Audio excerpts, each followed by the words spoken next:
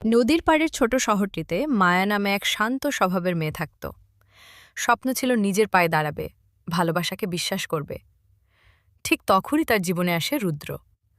রুদ্রের কথায় ছিল মধু, চোখে ছিল যত্নের ছায়া। সে প্রতিদিন বলতো, তোমাকে ছাড়া আমার জীবন অচল।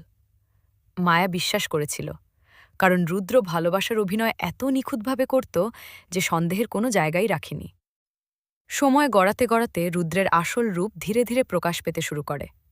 সন্দেহ, নিয়ন্ত্রণ আর রাগ সব কিছু ঢেকে রাখত ভালোবাসার মুখোশে। মায়া বুঝতে পারত কিছু ভুল হচ্ছে, তবু সমাজের ভয় আর মনের টান তাকে আটকে রাখত। এক রাতে তুচ্ছ এক কথাকে কেন্দ্র করে রুদ্রের ভেতরের অন্ধকার পুরোপুরি বেরিয়ে আসে। ভালোবাসার অভিনয় ভেঙে গিয়ে রুদ্র হয়ে ওঠে নির্মম। পরদিন ভোরে শহর জুড়ে ছড়িয়ে পড়ে খবর, মায়া আর নেই। সবাই হতবাক।